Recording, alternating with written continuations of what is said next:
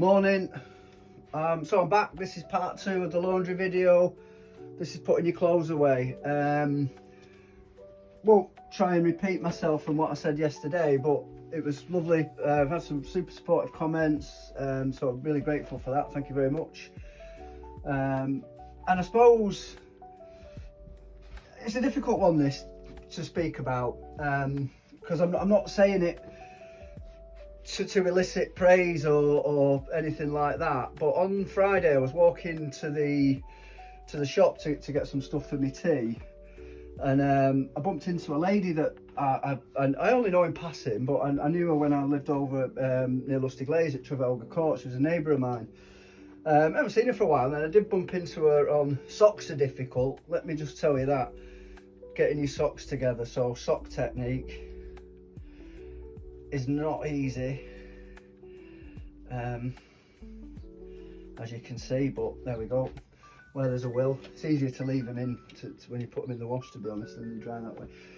But anyway, so bumped into her. I had seen her the other week when I come out of the sea, and she was like, "Oh, how are you doing? You all right?" And obviously she hadn't seen me since the amputation of my arm, but she didn't mention anything. Anyway, bumped into her, and we're chatting away for a bit, and then a mate of mine who we used to work with, Ben Wright, he walked past. We had a bit of a chat. Anyway, when he left, it was sort of clear that she did want to talk. So she said, so what's happened? So I explained, I've had cancer, amputated my arm. She said, "Oh, are you still surfing? That's amazing." I was like, "Yeah, I'm really lucky. I've had been really fortunate in my recovery." You think adult socks are hard to do?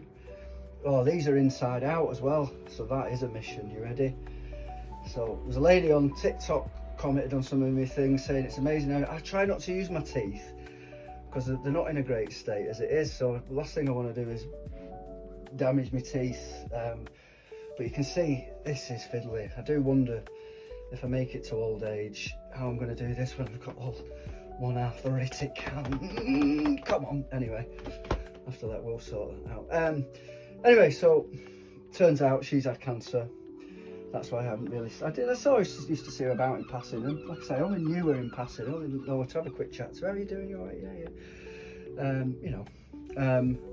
Anyway, she's had bowel cancer, and through some of the stuff I did with Openreach, around some of the interviews we did for the Able To network, where we shared other people's cancer stories, really inspiring stories. Ricky Viner, Chris Cluge, Lucy Tucker, a guy called Dave Bowden, all shared these incredible stories. Unfortunately, Dave passed away, which I found really difficult to deal with, because he was an incredible guy. He had cancer of the salivary glands and had his ear removed and half his face removed, and he was a remarkable guy, but sadly cancer came back, and I did find that really difficult to deal with. But anyway, it turns out she'd had bowel cancer, and we're chatting away, and a lot of the stuff she was saying really echoed what Chris had told me about his story. And then as we're talking, I just said to her, "You've had people around you then, have you? You've had people to support you through it." It's obviously triggered something, well, clearly triggered something in her. She'd had no one. She'd been on her own for 2 years now. She was sort of quite reflective that in some ways that was her own thing, that she hadn't wanted to be a burden upon people, and that she'd kind of, she was really open that it wasn't, that she'd taken the decision almost to withdraw from her friends and whatever. And I guess if you do withdraw, then people have got their own lives. But she just broke down. She broke down and she sobbed on me, and I just gave her a hug, and she was so apologetic. I said, "Please don't apologise. I cannot imagine what you've been through. I can't imagine the loneliness, the desperation that you must have been through." And hugged her, and then she was so thankful. And I promise you, I'm not telling you this. I'm not saying this because I want pats on the back. I'm not one of them people who buys a homeless guy a drink and puts it on Facebook. That's not me. I did it because I'm a compassionate, I'd like to think I'm a compassionate, caring human being who can see when someone's had a tough time. And I just held her, and I must have hugged her for 4 or 5, I'll say 4 or 5 minutes, probably a bit too long, but maybe, a good 2 or 3 minutes. And she was so grateful. Is that the kind of world we want to live in? Is that the world we want to live in, where people are alone? Anyone who's had cancer will know how terrifying it is. I was so lucky that I had so many people off. I don't know if it sounds wrong. I could pick and choose who I sought help from or support from. That she went through it on her own is wrong. That's not a society any of us want. That's not the world we want our kids to grow up in, is it? So anyway, I found it quite difficult to process that on Friday night, and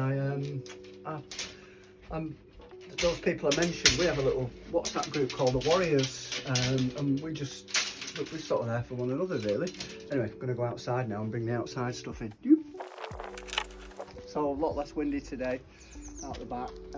This bit's before I was a disabled man, I used to like to fold everything up as it went in, but that does become a bit of a challenge. But yeah, Sarah, her name is, having to go through that on her own, I find it really difficult to listen to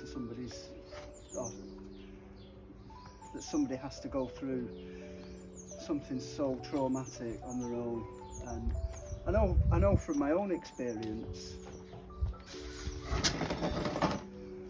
that you do come out of hospital, and I've likened it to when you have a baby. Loads of people are around, and then all of a sudden, you know, everybody, I get it, everybody has to get on with their own life. You can't just be coming around all the time, but you are on your own. But I was lucky, I've been very lucky. Next door starting to mow the lawn, so you probably won't hear me now.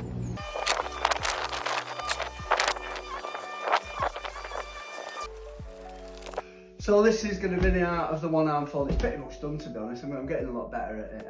I've cunningly left these on the table just to get a plug in for Don't Control Coffee. These are going to the Wave project tomorrow. 16 bags of Nuki Bay blend.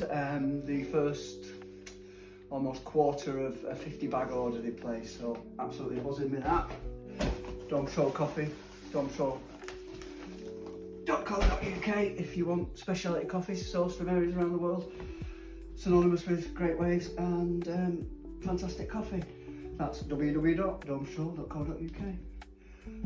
You can't really see there, can you? Let me flip it round so you can see the technique. I mean, like I say, I am getting a lot better at it. This would be a good example. So, inside out, nightmare when you get things that are inside out. So, you've got to get one arm in. Now this bit, when the flattening process, I mean, it's a good job I don't iron anything, isn't it? You can just see, it just takes longer. The thing you learn with having one hand, one arm, everything takes longer. And at times it can be really frustrating, but you do get used to it. I mean, it's not folded amazingly, that is it? But you get the gist. Another one that's inside out. Like I did yesterday, I'll stop speaking after this, and but yeah, just wanted to mention Sarah. Really, wanted to mention her story to shine a light on what some people are going through. I think she's facing a reduction in her benefits. She's ended up, you know, you don't need to be a brain surgeon to realise what some of the consequences of having bowel surgery are and the effects it can have on your body. It's a very much a hidden disability. People wouldn't know it. But having spoken to Chris, how do you? They can get caught short, and you imagine how excruciatingly embarrassing that can be if you get caught short.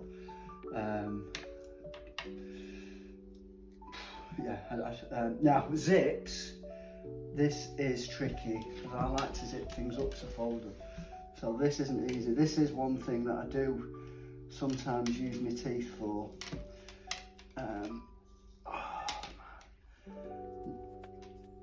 Talk about resilience. You need to be a resilient learner to do this. So grab it like that. The old toe's gonna have to come out here. Hold that down. There we go. Got sand all over his newly freshly washed jumper.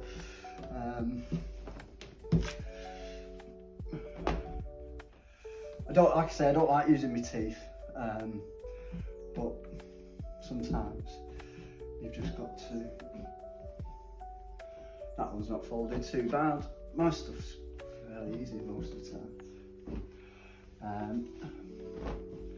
Yeah, so thanks for all the feedback, all the positive vibes, really do appreciate it. Going watching my daughter this afternoon who's playing rugby for Cornwall County. So what a phenomenal achievement that is, to make it to county level rugby. Absolutely buzzing for her. Now you saw me have to get them the other way around to dry out. And now, imagine doing this with your wetsuit when you want to sort your wetsuit out. But again, what's the alternative? I'm not going to walk around town with my jeans back to front, am I? All right now, Anna.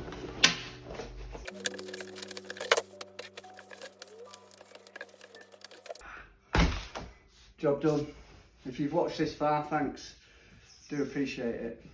Stay safe, one and all. Be kind to one another. Let's all look out for each other, and go steady. Have a lovely Sunday.